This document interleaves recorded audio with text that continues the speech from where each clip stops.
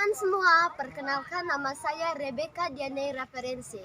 Saya bersekolah di SDKW Medu dan saya kelas 6 SD. Saya akan membawakan cerita Legenda Sanonggoa. Pada suatu zaman, hiduplah satu kelompok manusia yang terletak di lereng Gunung Buah yang bersebelahan dengan Gunung Belit. Kelompok manusia tersebut masih bersaudara adik dan kakak. Yang adik disebut sebagai Empurwa dan yang kakak disebut sebagai Empu Berong. Kelompok manusia tersebut terdiri dari 9 orang. Empurwa menjadi pemimpin untuk 4 anggotanya, sedangkan Empu Berong menjadi pemimpin untuk 3 anggotanya. Kelompok manusia tersebut hidup dengan sangat rukun. Pada suatu hari, Empurwa dan 2 anggotanya pergi membantu kakak mereka, yaitu Empu Berong. Tersisalah si Buta dan si Bungkuk di pondok tersebut. Saat mereka sedang menunggu kedatangan dari Empurwa dan teman mereka merasa sangat kelaparan. Sebab jatah makanan yang telah diberikan Empurwa selama 3 hari telah mereka lahap sekali saja. Kemudian mereka berpikir, bagaimana ya cara kami bisa mencari makanan? Pikir mereka berdua. Kemudian mereka teringat, pasti masih ada sisa beras dan jagung di dapur pondok tersebut. Mereka pun segera berpikir kembali cara untuk memasaknya. Setelah itu, mereka teringat mereka harus menyalakan api terlebih dahulu. Jarak antara pondok si Buta dan si Bungkuk berjarak sekitaran 50 meter. Mereka berdua pun mulai menyalakan api. Api milik si Buta tidak menyala, sedangkan api milik si Bungkuk terus saja menyala. Si Buta yang tidak merasakan kehangatan apinya, dia pun tahu bahwa apinya tidak menyala. Kemudian ia mencoba bertanya kepada si Bungkuk. "Hei si Bungkuk, apakah apimu masih menyala? Bolehkah aku meminta seserpihan dari apimu tersebut?" Setelah mengatakan itu, si Bungkuk pun membalas perkataan dari si Buta. "Apiku masih menyala, tapi aku tidak tahu cara memberikannya kepadamu." Kemudian mereka berdua terdiam sejenak. Si Bungkuk pun berpikir cara memberikan api tersebut kepada si Buta. Ia pun langsung memanggil anjing piaraan mereka. "Kuku, kuku." Anjing tersebut langsung datang menghampiri si Buta. Anjing tersebut langsung datang menghampiri si Bungkuk. Si Bungkuk dengan cepat meraih anjing tersebut dan mengikatkan sepuntung arang di ekor anjing tersebut.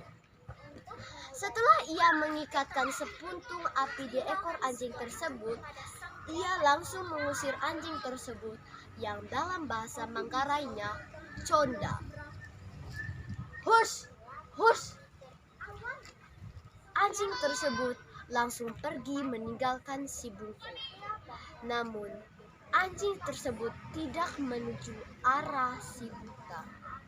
Si Buta yang tidak merasakan kehadiran anjing tersebut langsung memanggil anjing itu.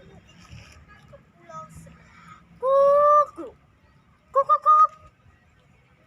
Anjing tersebut langsung datang menghampiri si Buta.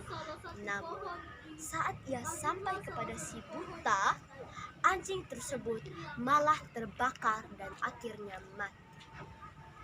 Si Buta yang mendengar suara jeritan anjing tersebut langsung tertawa terbahak-bahak.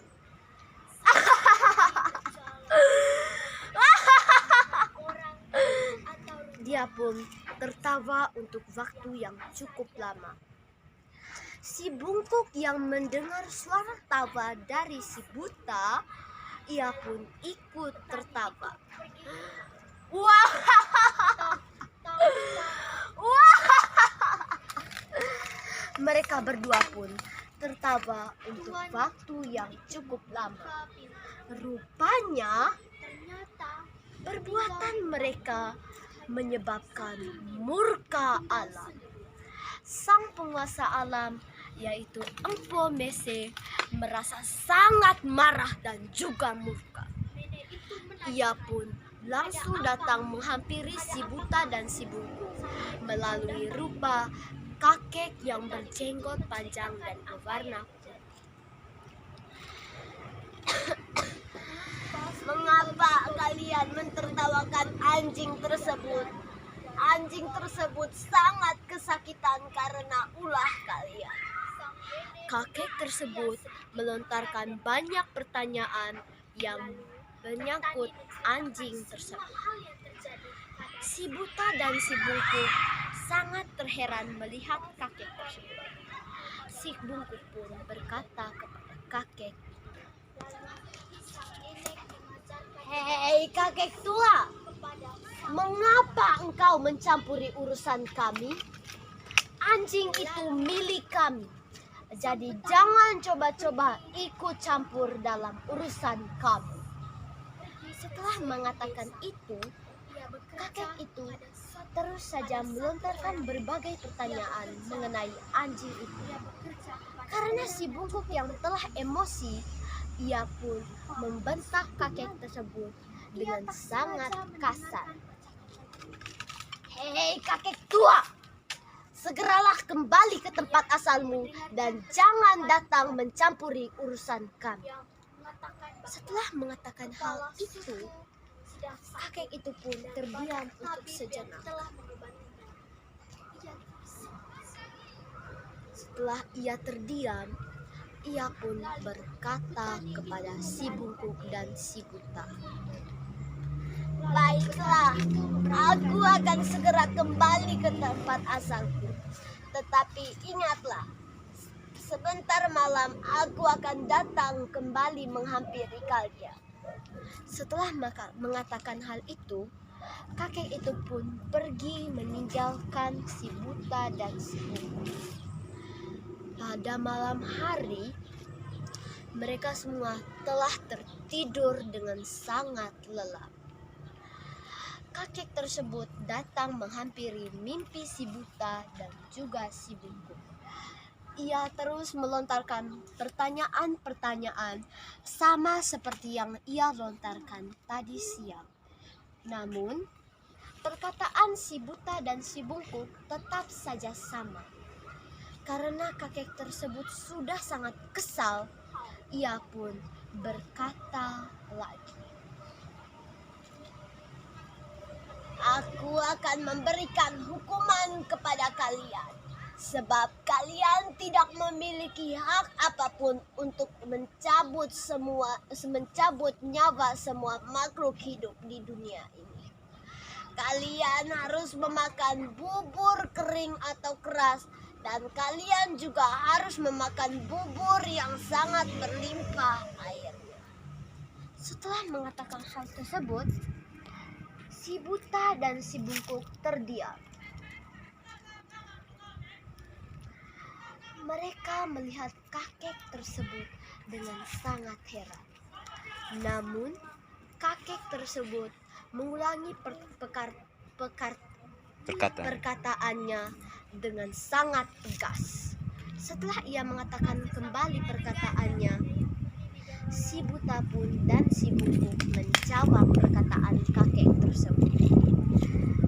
"Kami ingin makan semuanya, baik nasi kering dan keras maupun bubur yang sangat berlinang air." Kakek tersebut terdiam dan berkata kepada mereka, "Bukankah lebih baik kalau kalian hanya memilih salah satu dari makanan tersebut?" Tapi perkataan si buta dan si bungkuk tetap sama. Kami ingin makan semuanya, baik nasi keras atau kering, maupun bubur yang sangat berlinang air. Kemudian kakek itu berkata kepada mereka berdua, "Baiklah jika ini keinginan kalian, tetapi ketahuilah perbuatan kalian ini akan diketahui oleh Empu Rua dan sanak saudara kamu yang lain." Setelah mengatakan hal tersebut, kakek itu pergi meninggalkan mereka. Kakek tersebut pergi menuju mimpi si Empu Rua. Ia menceritakan semua yang dibuat oleh si bungkuk dan si buta pada siang itu. Setelah menceritakan semua itu, kakek itu mengambil keris dari pinggangnya dan menunjuk keris itu ke arah Gunung Lua.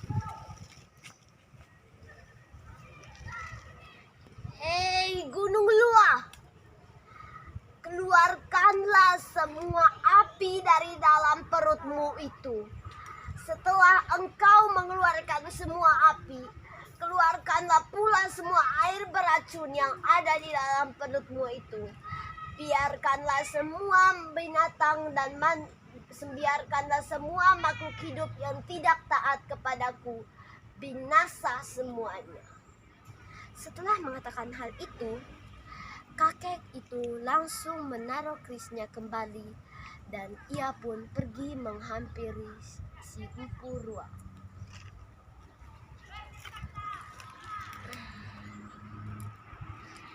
"Ketahuilah, akan terjadi bencana yang sangat besar di tempat ini.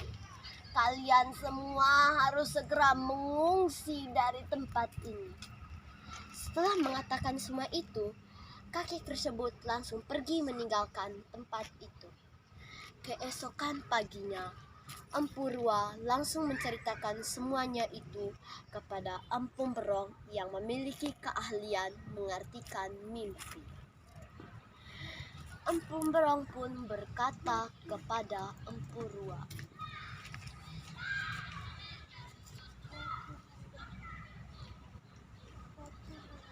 "Kita semua harus segera mengungsi dari tempat ini, sebab akan terjadi bencana yang sangat besar di tempat ini."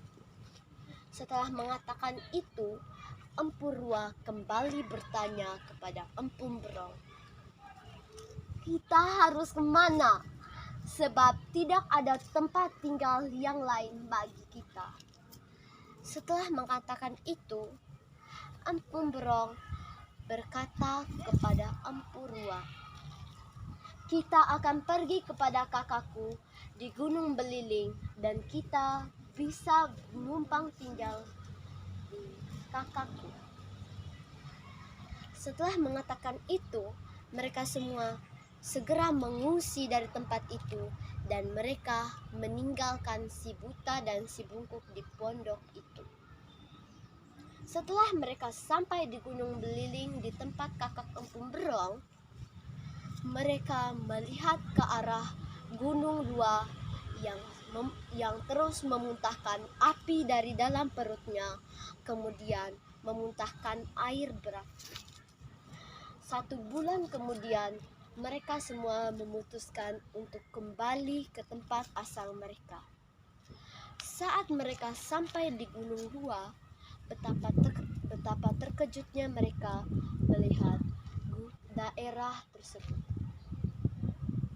Begitu banyak air yang mendidih yang terus mengeluarkan aroma beracun dan sesekali mengeluarkan lidah-lidah api. Karena mereka sangat takut, mereka pun cepat-cepat kembali ke tempat asal mereka tanpa melihat ke bawah karena mereka sangat merasa takut. Sesampainya mereka di tempat tinggal mereka, mereka tidak melihat pondok mereka. Mereka hanya melihat genangan air yang sangat besar yang terus mengeluarkan asap karena air itu mendidih. Si buta, Empu Berong dan Empu Rua pergi menghampiri air tersebut. Mereka melihat air tersebut dengan tatapan yang heran.